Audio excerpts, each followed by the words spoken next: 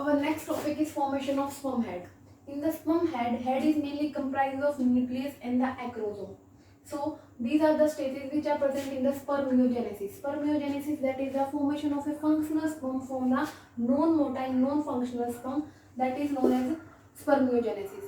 जब एक functional sperm की formation होती है, that is motile, that is functional, उसको क्या बोलते हैं? Spermiogenesis. So these are the various stages in the spermiogenesis. So firstly we are going for the nucleus. You can see here changes in the nucleus. Nucleus changes from spherical to the elongated form. All the content of the nucleus is shrink. The chromosome is become highly condensed. All the proteins that are the histone proteins are replaced by the protamines, and these protamines contain the high content of cysteine residue. And the proteins and the RNA is transcriptionally inactive, and the nucleus changes from spherical to the elongated form. So this one is the first change that is take place in the nucleus. Second one, agrosome formation.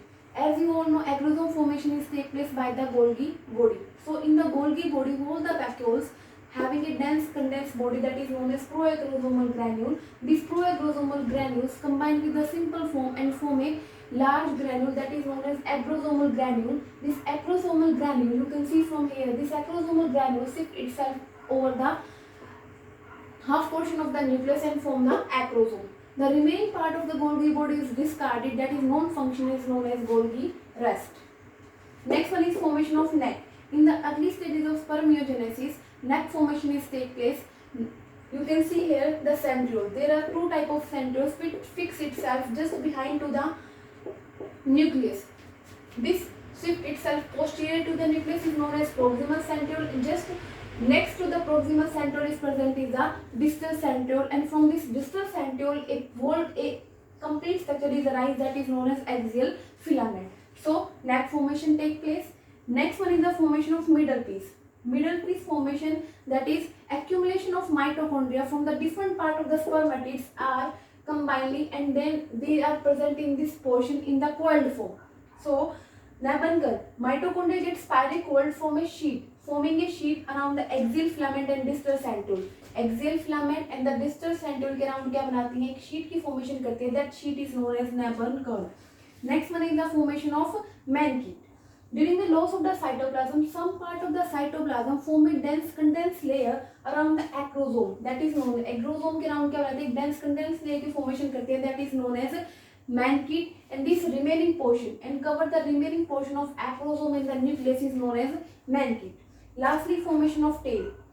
Formation of tail take place by the distal centrioles, that is from the distal centriole a contractile and the microtubule structure, that is from axonomy. So these both, this axonomy and the cytoplasmic sheet combinedly form the tail.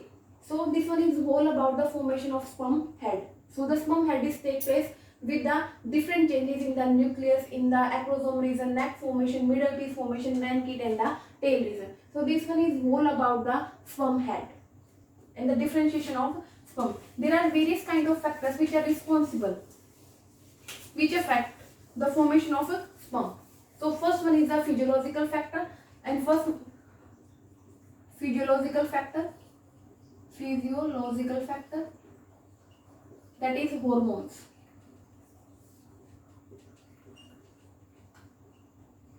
As you all know, hormones are responsible for the formation of the different kind of sperm, different type of the reproductive organ and the secondary sexual characters. So FSH and testosterone. So these are the two main hormones which are responsible for the spermiogenesis, and LH and the FSH. Second one is the temperature. Temperature also affect the formation of the sperm. So these are the various factors which are responsible for the formation of the sperm and which affect the formation of the sperm. This one is all about the differentiation of the sperm and the factors which are responsible for the spermiogenesis.